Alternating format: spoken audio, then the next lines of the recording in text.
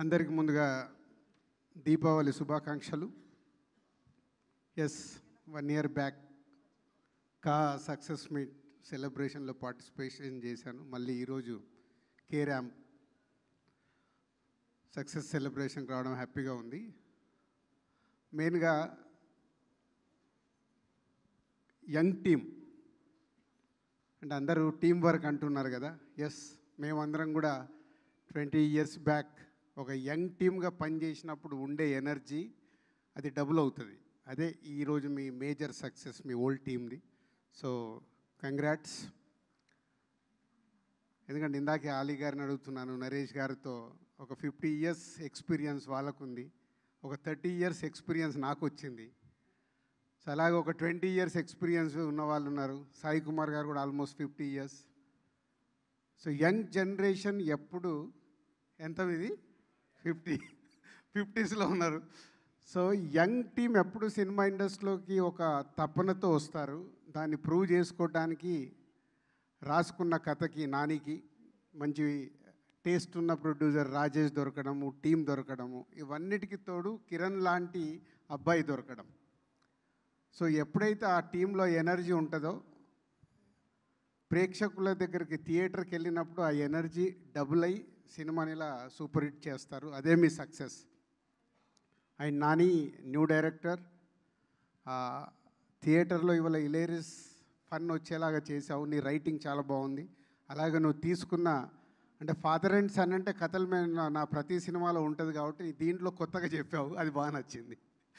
So ఒక father and son relation, mother లేకపోయినా sun ఒక మాస్, ఒక క్లాస్ హీరోని, ఒక రిచ్ హీరోని తీసుకెళ్ళి మాస్ ఏరియాలో పెట్టడం, చాలా ఇవన్నీ వర్క్ అయ్యాయి.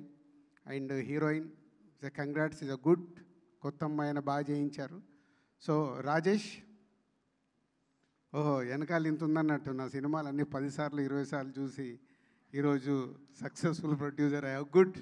అంటే ఇన్స్పిరేషన్. ఇప్పుడు నాకు అంతే, నేను సినిమా ఫీల్డ్లోకి వచ్చినప్పుడు నాకు రామానాయుడు గారు అన్న, శ్యామ్ ప్రసాద్ రెడ్డి గారు, ఎంఎస్ రెడ్డి గారు, వీళ్ళందరినీ చూస్తే నాకు ఒక ఇన్స్పిరేషన్.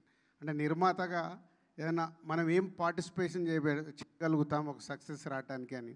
ఇప్పుడు మనోడు ఉన్నాడు, మైక్ పట్టుకున్నాడంటే ఎస్కే అని వచ్చాక దుమ్ము దులిపేస్తాడు.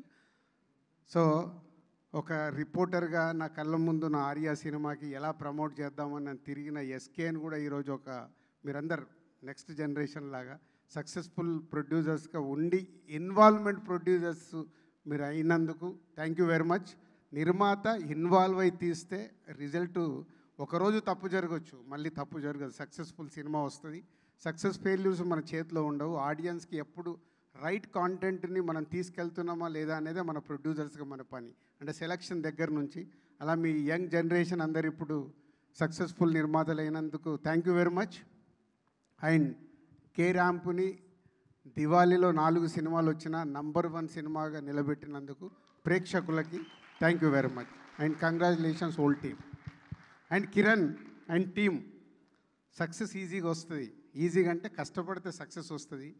నెక్స్ట్ దాన్ని నిలబెట్టుకోవడం చాలా కష్టం. Keep it up. ఎందుకంటే సక్సెస్తో మనకు అన్నీ వస్తాయి, అది వదిలేస్తాం.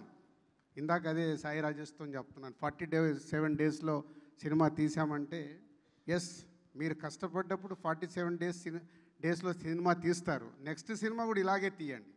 నెక్స్ట్ సినిమాకి మార్చుకోకండి. ఎందుకంటే మొదటి సినిమా మీకు ఏదైతే ఇచ్చిందో దాన్ని ఇన్స్పిరేషన్గా పెట్టుకుంటే మీకు సక్సెస్ఫుల్ కంటిన్యూ అవుతాయి.